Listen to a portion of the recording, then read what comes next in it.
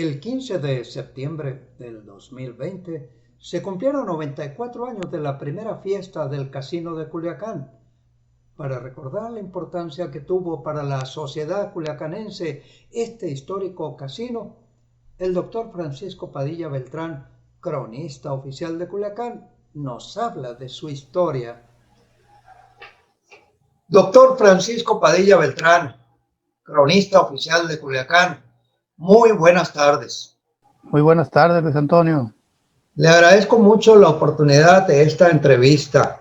Usted ha escrito bastante sobre la historia del Casino de Culiacán. Recuerdo que en el Instituto Municipal de Cultura Culiacán le publicamos una publicación al respecto. El Casino de Culiacán, pues podríamos decir que es un ícono del viejo Culiacán.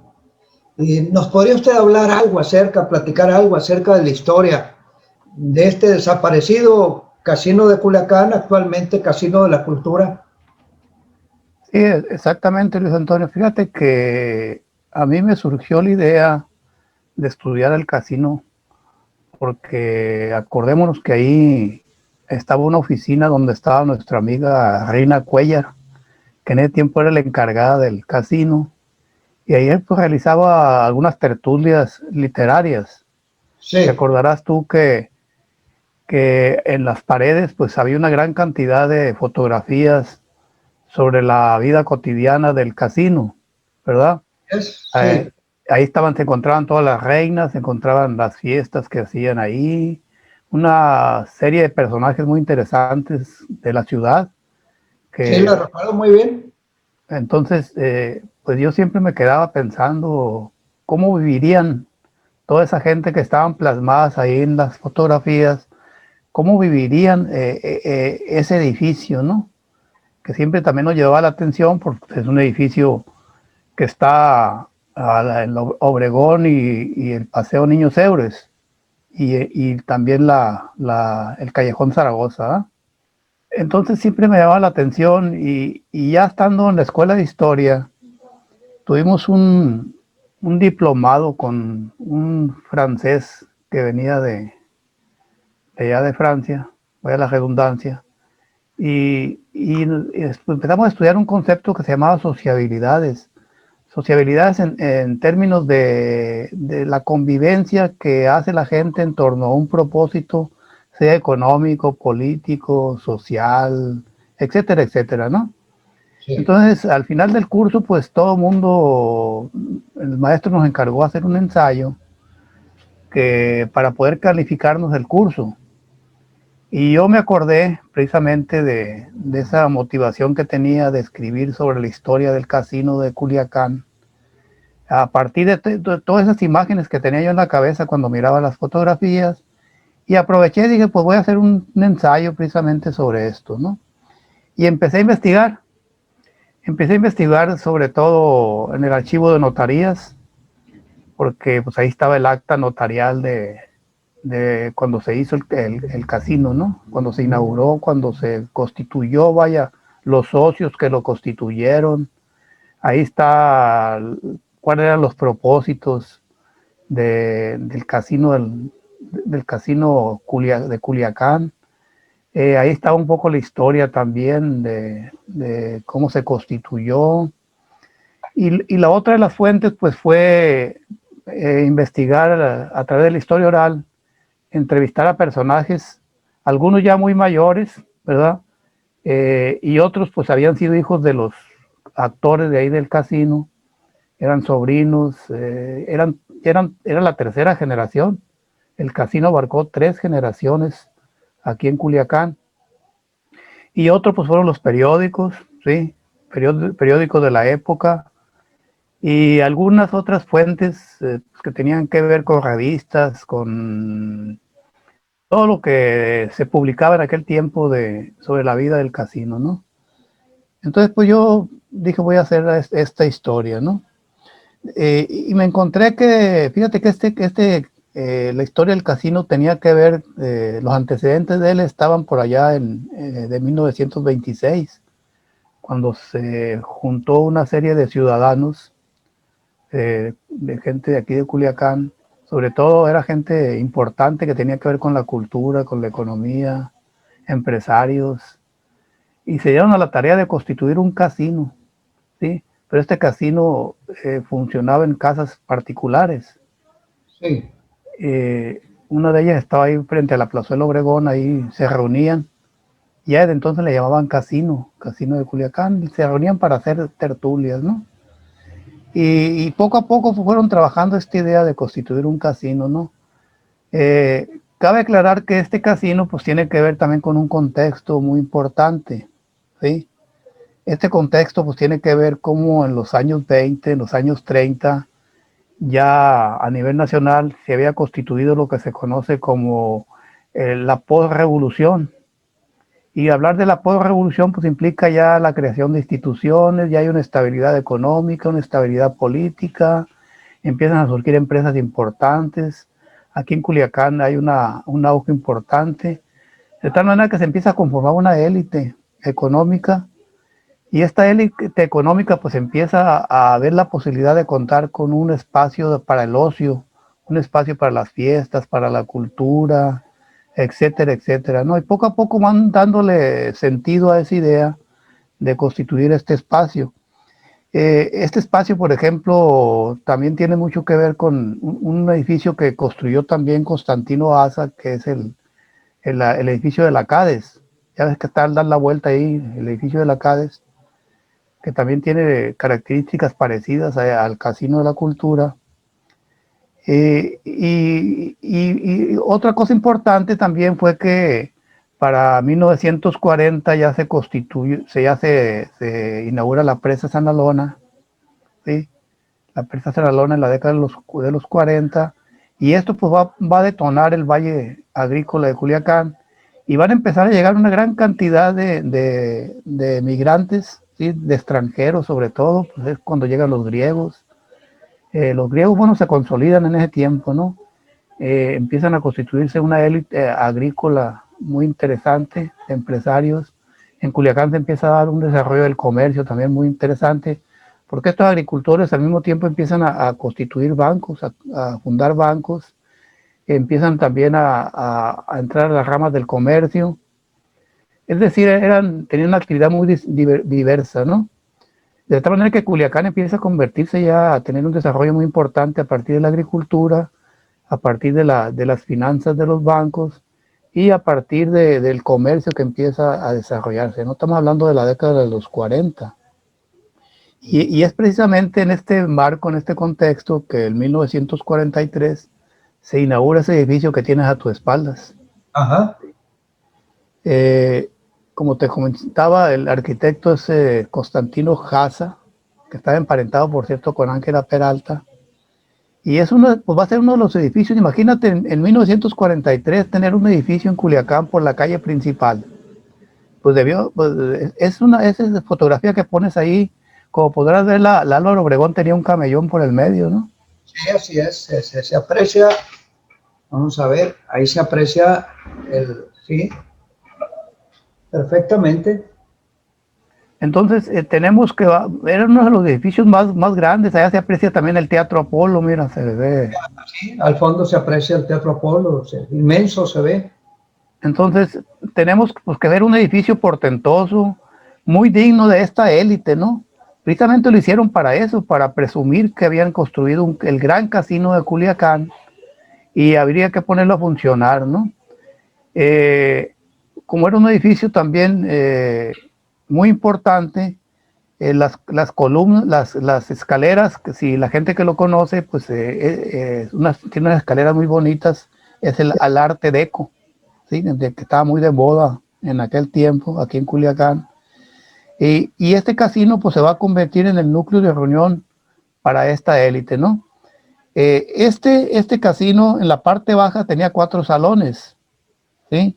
Había un despacho que le llamaban ellos el despacho de comercio, que era donde se reunían los empresarios para entablar reuniones de trabajo. Había un gimnasio y este gimnasio tenía unas gradas para que fueran la misma gente de esta élite, los hijos, me figuro yo, las hijas a hacer ejercicio ahí. En la parte alta, como pues todavía está en lo que era el salón de baile, había una cantina y había una cocina que era para las fiestas, ¿no? Entonces era un edificio muy, con una gran cantidad de espacios que tenían que ver con el ocio, que tenían que ver con los negocios, que tenían que ver con las modas, ¿sí?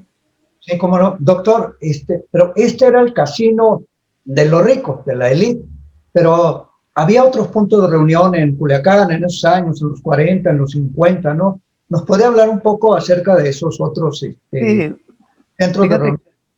fíjate que este tipo de clubes también y casinos tenían ya no que ver con esta élite, sino tenían que ver ya con la gente de clase media y a veces pues hasta del pueblo, ¿no? Común y corriente.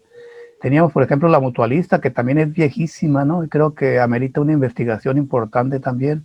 Estaba el Danubio Azul, estaba el Club Atlético, estaba en la lonja también había un espacio ahí que era como bar o cantina, no recuerdo ahorita el nombre.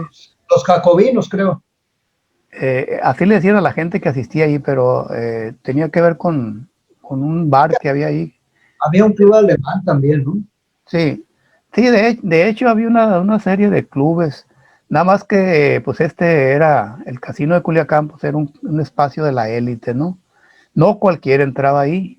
Incluso yo revisando las actas constitutivas de ahí en el archivo de notarías, estaba cómo lo constituían los socios y cada socio tenía determinadas acciones.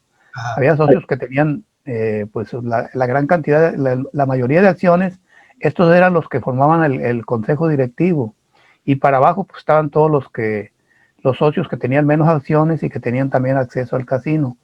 ¿Qué Si no nombre, era, ¿cómo? qué apellidos había ahí Pues, en esas escrituras?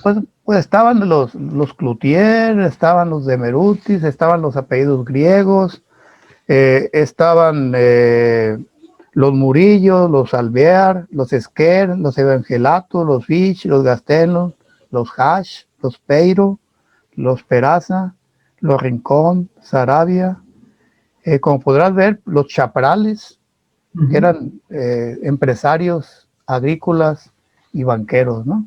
Entonces no cualquier entrada, tenías que lógicamente ser socio para poder entrar, ¿no? Y había Eh, requisitos, por supuesto, para ser socio. Mande. Había requisitos, supongo, no solamente tener dinero. Pues era, según las acciones que tenías, eran las posibilidades que tenías de acceder al consejo directivo, pero también tener posibilidades de, pues creo que yo, desde el uso de la cantina, el uso del gimnasio, poder usarlo para los salones de baile, etcétera, ¿no? Porque el casino pues se volvió un centro de atracción muy importante en Culiacán, ¿sí? Ajá. Hay muchas anécdotas ahí que se sucedieron en ese casino. Bueno, te comentaría, había los usos que se le daban al casino eran los siguientes, mira. Por ejemplo, eh, pues se utilizaba, por lo que comentaba ahorita, cómo la élite hacía sus negocios ahí, ¿no?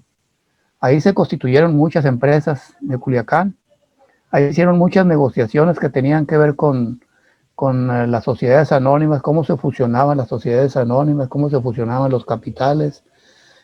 Con un traguito en la mano, me figuro que ahí en la cantina, en el bar, se ponían a hablar de los negocios, los empresarios agrícolas, ¿sí? Los agricultores, los banqueros, los mismos comerciantes, y ahí entablaba una serie de negocios, ¿no? Eh, el otro, para lo que servía el espacio, y básicamente, pues esto es lo que estaban las imágenes ahí en esta sala que te comentaba, pues era para los bailes, ¿no? Para los festejos, para los festivales. Había una serie de bailes que tenían mucho que ver con las novedades que se estaban dando en Estados Unidos, en Guadalajara, en el DF. Por ejemplo, el baile de blanco y negro, ¿sí? El baile de mascaritas, el baile pues exactamente, mira, ese es el baile de blanco y negro que se hacía. Por primera vez apareció el baile al revés, donde las mujeres sacaban a los hombres a bailar. Había bodas, había 15 años. Ahí se hacían los carnavales en Culiacán, nada más que pues eran los carnavales también de la élite, ¿no? Ajá. Era como una especie también de escaparate para las modas.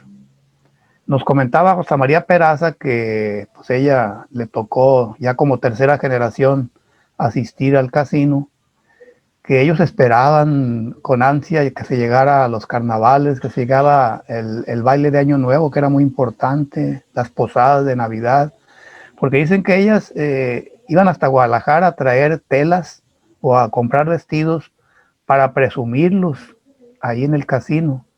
Y mucha gente pues iba a Estados Unidos también, porque tenían la manera de irse en el tren a Estados Unidos, a Nogales, a comprar ropa, a comprar una serie de bodas que tenían que ver con eso y presumirlas ahí en el casino, ¿no?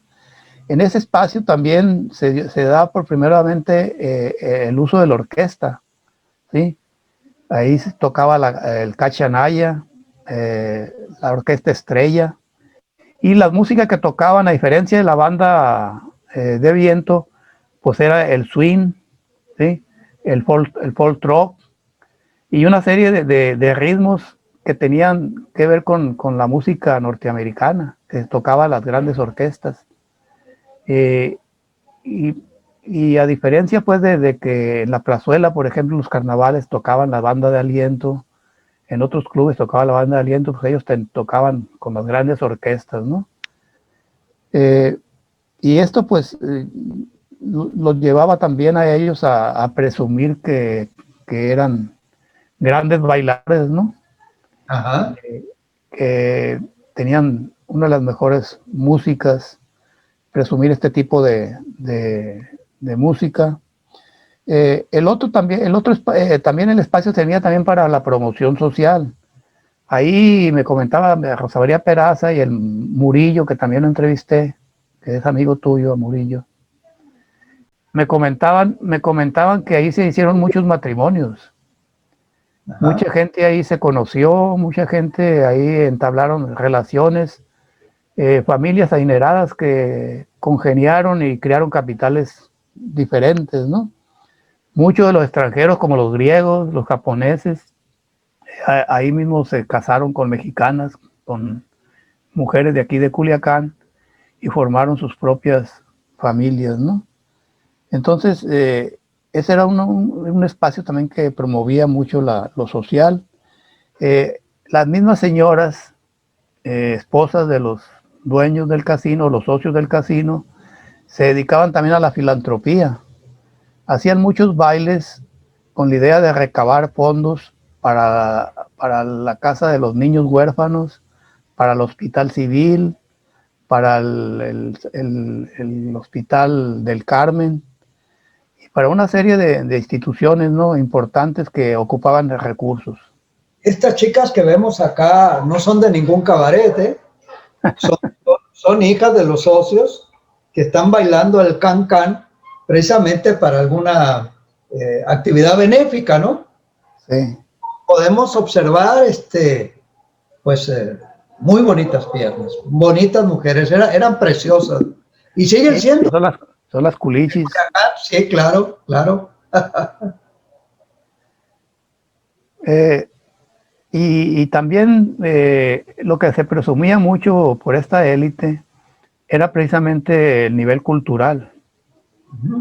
Ahí pues había obras de teatro, invitaban a filarmónicas, la escuela, la orquesta del noroeste y tocó varias veces, invitaban a pianistas renombrados, invitaban también a grandes personalidades, por ejemplo ahí es Miguel Alemán, Sí, creo que sí. el presidente Miguel Alemán, que vino a inaugurar el casino. Incluso una hija de Gabriel Leiva Solano, el gobernador, ahí se casó también en el casino y fue una boda de mucho renombre, ¿no? Mandaron traer músicos del centro del país incluso comidas también trajeron de por allá del centro del país, un poco para presumir pues que el gobernador también era parte de esta élite. Incluso, como podemos ver en algunas fotografías también, Luis Antonio, pues ahí estuvo Clavillazo, estuvo Cantinflas, estuvo los artistas del momento, ¿no? Estuvieron ahí porque tenían capacidad económica como para traerlos. Sí, por ahí tengo una foto con los Churumbeles de España, que en ese entonces estaban en su apogeo. Y también con Cantinflas, voy a ver si encuentro esa fotografía. No sé si alguna vez traerían a Pedro Infante porque no aparece ningún testimonio. Oh, bueno, Pedro Infante trabajó ahí cuando estaba en la Orquesta Estrella. Pues sí. Sí, ahí estuvo él. Sí, hay una serie de personajes en aquel tiempo de la época de oro del cine mexicano que vinieron exclusivamente a las fiestas, ¿no? Sí. Como venían también personajes invitados del centro del país, políticos que venían a las fiestas. Ajá. Pero además, fíjate que cuando había los carnavales, por ejemplo, venían embajadoras de todo el país Ajá. a las fiestas del carnaval ahí al casino. Venía, por ejemplo, la embajadora, la reina de Hermosillo, de Ciudad Obregón, venía la embajadora de la Ciudad de México, venían embajadoras de Nayarit, de varias partes, venían reinas aquí al casino, ¿no? Y luego después, pues hacían viajes al Tata, el otro día con la misma gente invitada, hacían Ajá. viajes a la presa de San Alona y a otras partes de aquí del estado, para Bueno, presumir también, porque uno de los propósitos en el acta constitutiva era que el casino era para promover, además de la cultura, promover el turismo, ¿sí? Entonces querían invitar a gente que viniera a las fiestas y ahí promover el estado. esta foto de la señorita Casino María Luisa Palomares. Ajá. Era bellísima, ¿no? Todavía hay algunas reinas por ahí, ¿no? Ya deben de tener unos 80 años, yo creo, las últimas reinas. Definitivamente sí, cómo Muchas no. pues ya fallecieron. Ajá. Y, pues incluso algunas hijas de ellas también fueron reinas, ¿no? Como te digo, fueron 3 generaciones, de 1943 hasta 1970, cuando el casino empieza a entrar en declive, ¿no? Sí. Y, y precisamente en 1970, pues ya Culiacán ya es una ciudad ya más grande, ya tiene otros clubes, tiene otras formas, otros espacios de diversión. Yo sostengo, aunque mi amigo Jaime Félix dice que no, pero yo sostengo que los mismos socios que tenían aquí, bueno, los nietos de los fundadores, fundaron el Country Club, ¿sí? Ah, Allá por la carretera Humaya. Y pues aquel era un espacio ya más moderno, ¿no? Tenía canchas de golf, tenía espacio para fiestas y pues era un espacio más moderno y más amplio, más grande. Y esto pues llevó a que el casino poco a poco se fuera quedando abandonado. Y ya el último incluso lo rentaban, ahora sí ya lo rentaban para todo, ¿no? Ya la gente del pueblo ya podía acceder a él porque los quinceañeros los rentaban para 15 años, los rentaban para bodas, porque ya no tenían dinero. Ya los socios, pues ya muchos se habían muerto, muchos no cotizaban, ya no les interesaba mucho el casino y lo fueron dejando abandonado y lo empezaron a rentar. La Universidad, incluso Autónoma de Sinaloa, lo rentaba para graduaciones, lo rentaban para muchas cosas, hasta que poco a poco se fue quedando abandonado. Y yo me acuerdo, y siempre lo comento, que cuando estábamos en la preparatoria, estaba conmigo Alejandro Mojica, actual ahí directivo de LICIT, y nos salíamos de la preparatoria porque íbamos a jugar billar. Había unos billares allá abajo, unos billares todos destartalados, ajá. y había un boliche también, ¿sí? Un boliche. Sí, pero la parte alta ya no funcionaba. Y con el tiempo pues se fue quedando abandonado. Ahí está cuando lo están reparando de nuevo, ¿verdad? Creo que sí lo están reparando. Pero llegó a ser un nido de vagos, ¿no? De malvivientes. Sí, afortunadamente en la época de Renato Vega Alvarado, hubo un grupo de ciudadanos que le propuso al gobernador la posibilidad de rescatarlo. Y qué bueno que no se destruyó, ¿no? Se rescató y se hizo Casino de la Cultura, y ahorita pues ya ves que funciona también a medias, ¿no? Ahí está lo que quedó de la biblioteca Owen, ahí están los libros de la Owen, hay una librería educal, hay unos espacios para conferencias y presentaciones de libros, pero el edificio sigue funcionando y no sé si la parte alta todavía se rente para fiestas, ¿no? Hubo un tiempo en que se rentaba para poder sostener el edificio. Ajá. Y ahorita pues funciona como Casino de la Cultura. Ajá. Entre las anécdotas hay unas muy picarescas, ¿no? Como la del doctor Emilio Flores. Sí. ¿La recuerda usted? Pues, como dices, esto está medio picaresca, ¿no? Pero te voy a leer otra anécdota que la publiqué. Dice, en uno de estos tradicionales bailes, el despechado joven Enrique Riveros le rompió el vestido por la espalda a su exnovia, Irene Urtuzuastigui. Era la señorita Casino. Ajá. Que se encontraba bailando con un amigo, lo que provocó un altercado entre las familias de los protagonistas. La querella continuó en los días siguientes. Manuel Tarriba Rojo, sus personajes conocidos, yerno del papá de la novia, Ernesto Urtuzuastigui, le propinó una golpiza a Riveros y este demandó a los dos, pues implicó en la querella al suegro. Detuvieron al primero y pagando una fianza salió libre. Dice, la historia del conflicto entre la pareja salió a la luz pública a causa de que el novio había pospuesto la boda varias veces. El suegro decidió cancelarla y le devolvieron los $1,000 que habían aportado para las donas. Pues las donas es lo de la fiesta, ¿verdad? El novio molesto insistía y amenazaba que un día iba a ser a su esposa a la fuerza, y la molestaba hasta que le propinaron una golpiza en la que casi pierde un ojo. Es una anécdota también que recogí ahí en uno de los periódicos, ¿no?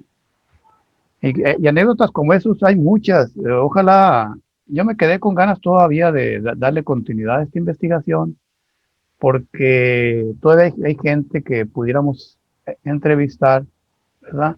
Y nos pudiera contar una gran cantidad de anécdotas que tenían que ver precisamente con esto. Por ejemplo, José María Peraza me platicó varias también, ¿no? Dice que a veces pues llegaban muy decentes al principio, y en la madrugada que salían pues salían ahogadas y se quitaban los zapatos, iban descalzas por todo el Obregón, dice, gritando y haciendo desmanes, ¿no? Y los chavos que se peleaban allá al interior pues los calmaban, iban y se desquitaban ahí en la plazuela, y ahí se iban en bola, y allá se peleaban en la plazuela, ¿no? Ahí se desquitaban. Y con anécdotas como esas, pues habría que retomarlas, ¿no? Es un espacio que, como te digo, que fueron 3 generaciones las que convivieron ahí. Ojalá algún día pudiéramos hacer esa entrevista. Sería muy interesante y sobre todo también recabar en las fotografías que tienen las familias ahí en los álbumes de la abuelita, ¿no? Me imagino que va a haber mucho material fotográfico. El otra vez participé en esta plática con el Cobades. Ajá. Y estaba una señora ahí que se asomaba con su hija, ¿no? Sí. Era la hija la que estaba en la pantalla, pero miraba yo una señora que se asomaba, y una señora ya mayor. Y a mí me llamaba la atención porque se asomaba y se reía. Y al final, entre las preguntas que hicieron, la muchacha esa que estaba viendo el expediente de la plática, le dijo, mira, esta es mi abuela fue reina. Ah, le digo, pues qué bueno, le dije. Y oye, pero se ve joven todavía, sí, tiene 70 y tantos años, me dice, pero está muy consciente todavía. Y la señora me saludaba, ¿no?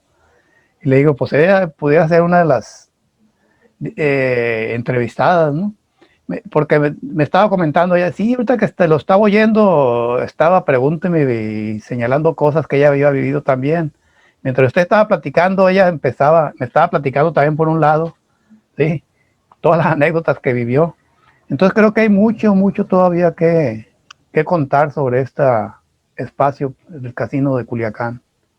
Ojalá, que pues, se pudiera hacer, pudiéramos hacer esa historia del Casino de Culiacán y recabar todos esos testimonios de personas que aún viven y que tuvieron el gusto de estar en el casino, unos como reinas, otros como asistentes, y pues hay muchas historias por ahí.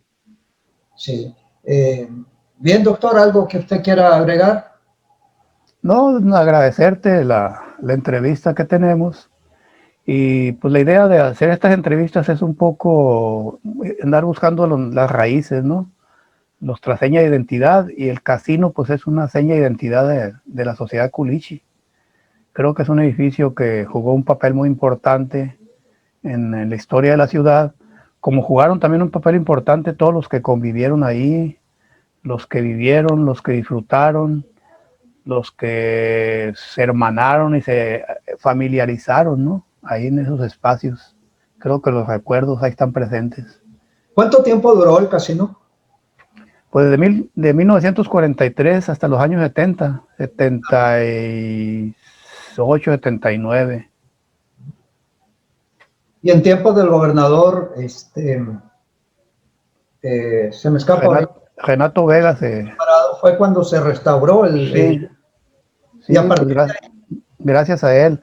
Pues estaba de director, fíjate, nuestro amigo Juan Ramón Manjarres. ajá, Él estaba de director, por eso que se acuerda mucho de la inauguración. lo voy a entrevistar para que nos pueda decir sus recuerdos de esa época. Ha de Sí, ser un testimonio muy interesante. yo estaba trabajando con él ahí y me acuerdo que estuvimos ahí en la reinauguración. Ajá. Y no, pues ha de ser muy interesante lo que él nos pueda platicar también. Claro. Y así es. Bueno, pues doctor Francisco Padilla Beltrán, cronista oficial de la ciudad de Culiacán, le agradezco mucho la oportunidad de entrevistarlo y de hablar de estos temas que son en la historia de Culiacán Rosales. Muchísimas gracias. Gracias a ti, Luis. Buenas noches. Gracias. Muy buenas noches.